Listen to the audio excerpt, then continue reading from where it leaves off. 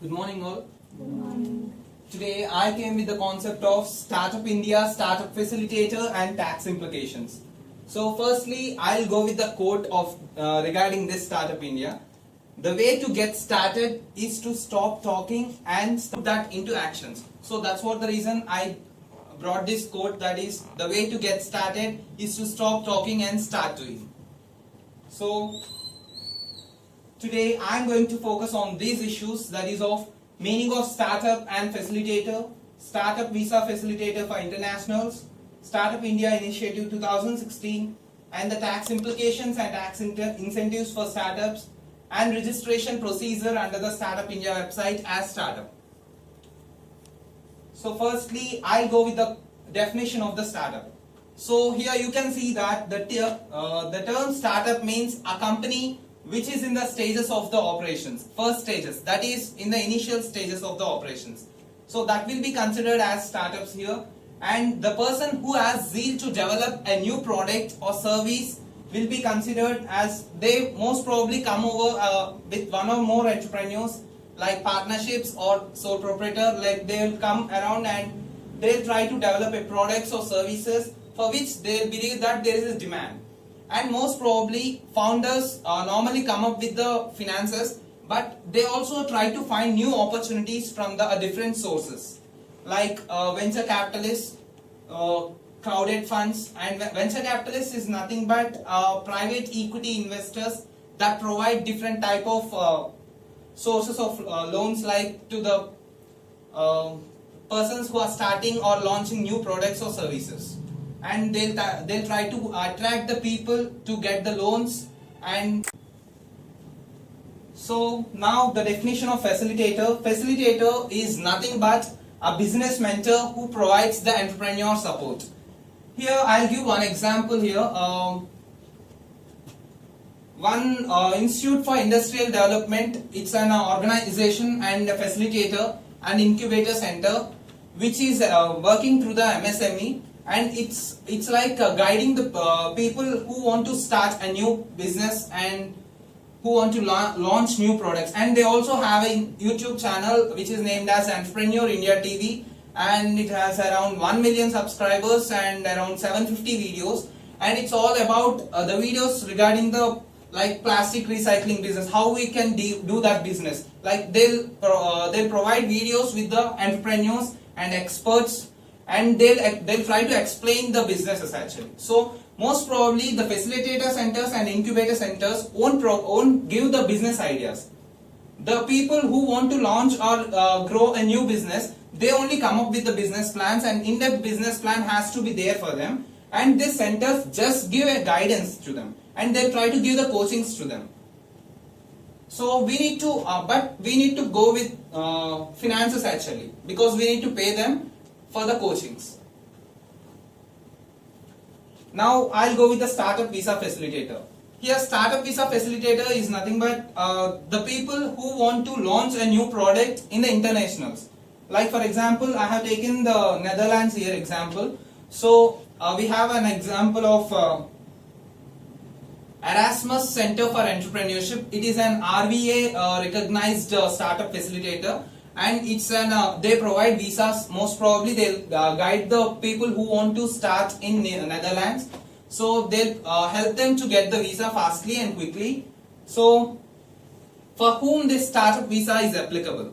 Most probably for ambitious entrepreneurs who want to launch a new products, they'll try. For them, this startup visa is applicable for them. So if person wants to go to internationals and start their business, at that position they need to go with the startup visa. And here startup visa facilitator is one of the crucial condition, and we need to go to them to get visa quickly.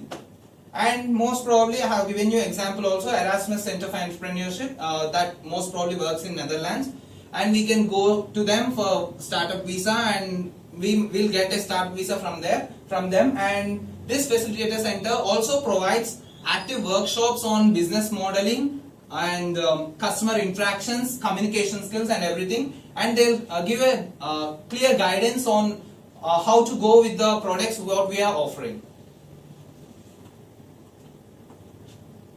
So This is the procedure for applying startup visa with the Netherlands, that is of Erasmus Center for Entrepreneurship. So first we have three processes here: selection process, application process, arrive in the Netherlands. Firstly, we will go with the we need to apply for the startup visa program. First, we need to facilitate the contract between us and that Erasmus Center for Entrepreneurship. So that then application process will be, then we need to submit visa application. At that position, they'll review our business plan, our business idea. So that after that, we'll receive an visa, and after that, we'll go to the Netherlands, and then we'll come to the coaching and startup programs over there through the network of investors, entrepreneurs, and experts from them from that center only. So now I will go with the Startup India. Till now I have covered definition of startup and facilitator, and then startup visa facilitator. Now I will go with Startup India. Startup India is an initiative program which is given by the government of India. So this is like a boost to the people who want to start an new businesses and launch new products and services. That we have a Startup India website that is offered by the government, and in that we have self-certification compliance also there. So that self-certification is nothing but we only can do the self-certification like under labor laws and environmental laws, and no inspection has to be done for the first 3 years, and no income tax will be levied on the profits what they have earned for the first 3 years. And they also launched mobile app, and they also formed hub as a single point contract, and they also providing exemptions from the capital gains and 80% rebate on patent filing fees, and free exit option is also available for them.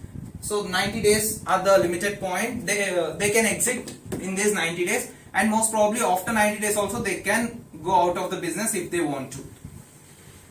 And Tinkering Labs is nothing but like the labs which help the people to innovate and new innovations. And 35 public-private incubators also. I have said you right, Institute for Industrial Development, it's an MSME incubator center. So like that they have provided different type of incubator centers. Through that incubator centers and everything we can learn more about the startups and innovation centers, and they have dedicated fund of 10,000 crores also to promote the startups and credit guarantee schemes, new research parks, everything is there. And these are the incentives what the government is providing for the startups. And these are all the benefits that are available for the Startup Indias, and faster exits and funds also available for them, and loans will also be given as if they are registered under the Startup India website, and if they have been recognized as startup by the government of India. Then self-certification under labor and environmental laws also will be available through that portal, and relaxation if they have been registered under portal only, then all these benefits will be given to the startups.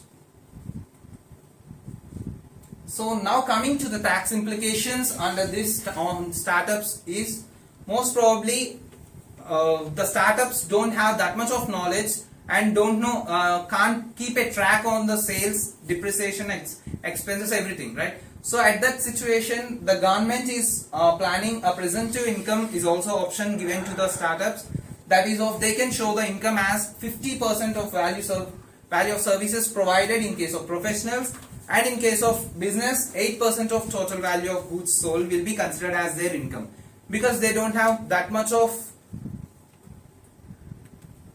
track regarding that sales, incomes and expenses. So these are the income tax rates applicable for the startups and for proprietors and individuals as per slab rates, and partnerships 30%, for Indian companies 25% of the income. And moreover, the ITRs applicable is also the person who is under presumptive will have to file ITR 4, as well as others as the case may be, ITR 3, 5, 6, 7. And these are this is the main exemption available for this startups. Most probably eligible startups, government has given eligible 100% deduction for the eligible startups. Firstly, eligible startups this 100% deduction won't be available for all the startups, and it will be available for eligible startups. Eligible startups is nothing but it should be incorporated as a private limited company or partnership or LLP, and the turnover should not increase 100 crores per year and for a financial year, and it should be the startup has to be started between 1st April 2016 to 1st April 2021. In this 5 years, if the business is started between these 5 years, then the 100% deduction will be available for these people,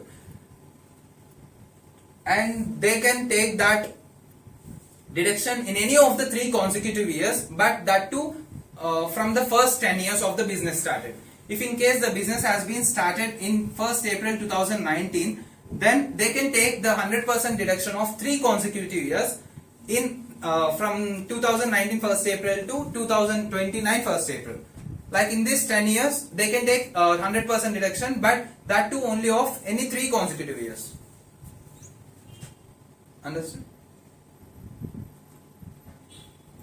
So this is the registration procedure that need to be carried out for this Startup India. Firstly, we need to visit www.startupindia.government.in, and then we need to click register, and then same like GST credentials and income tax credentials, we also need to create credentials by clicking on EVC option. So after that OTP successful, then we can startup profile will get completed and will be created for us. After that also we'll have small procedures, but that all not much needed for us. So I'll stop here.